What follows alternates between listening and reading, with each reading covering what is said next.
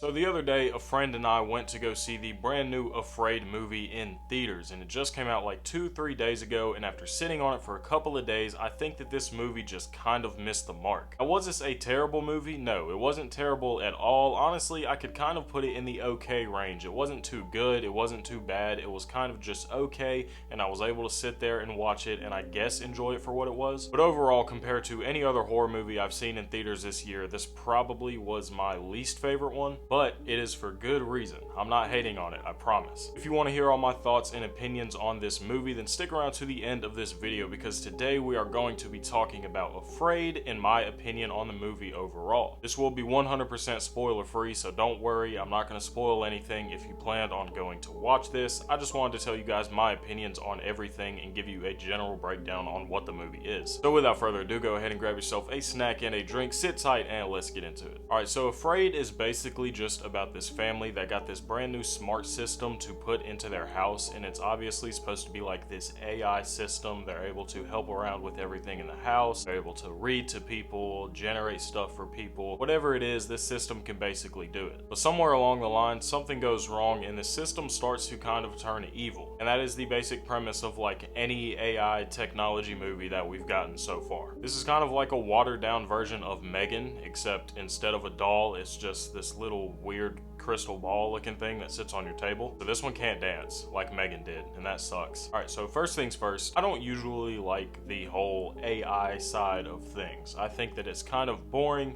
and especially in the past years, it's definitely been overplayed with so many movies or just so many horror stories in general. I think that the AI thing is kind of stupid, and I also think that people who rely on it heavily enough to have it like run everything in their home are also kind of stupid. So already this movie wasn't going to be like a top contender for me, I'm sorry. But on the bright side of that, they were at least able to play it as if the family didn't agree with everything that she was doing 100% of the time. And another thing, and I don't know if I'm gonna get like hate for this because I don't know who this lady is, I've never seen her act in anything, but the mom in this movie, the way she was acting kind of made it unbearable. Hopefully that didn't offend anyone. I don't know if this is some kind of like icon in the movie industry. Like certain points throughout the movie, the way that she was acting, it was literally given like vibes of like Radio Rebel, like a Disney rom-com. I couldn't get past it. I was not feeling this at all. But apart from her, the rest of the cast for me at least seemed to be okay. I think that they chose great people to play all of the roles that they were playing. It seemed like an actual family. The chemistry was there.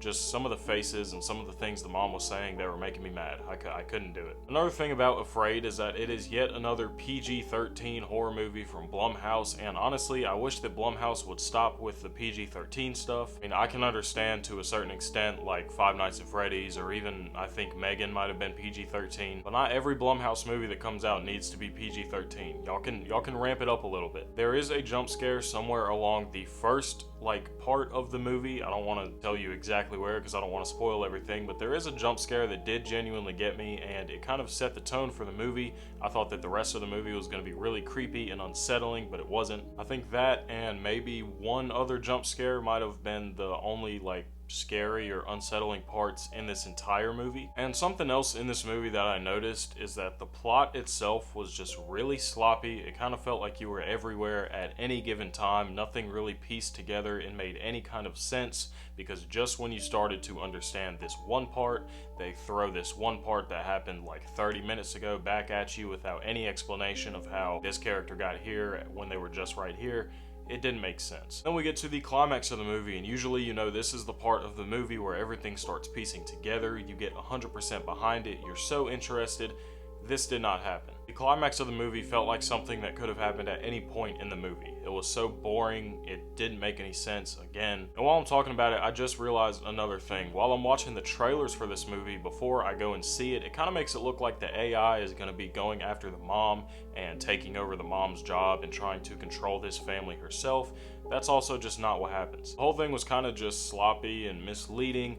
Nothing really tied together at the end. Speaking of the ending, which I'm not going to spoil for you, it's so ridiculous. I still don't understand why they did this. The ending made absolutely no sense. I mean, I get what they were going for, but once again, it just fell short. It missed the mark completely. completely. Some of the good things about this movie is that it did point out some real life issues that we should probably start paying a lot more attention to as people with AI on the rise the way it is. You know, technology can be very bad and it can be very scary, so you obviously need to always be careful with everything you're doing.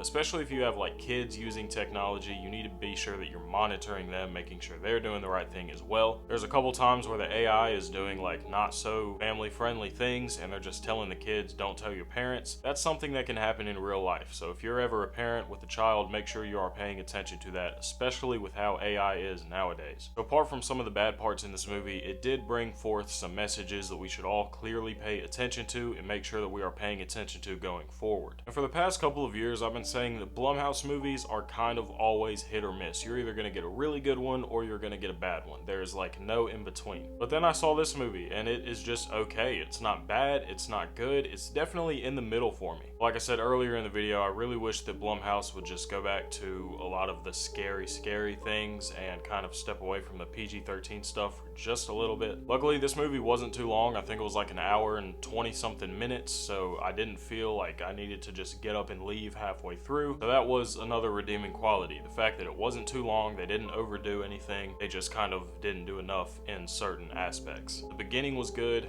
the middle started getting boring, the ending was really stupid.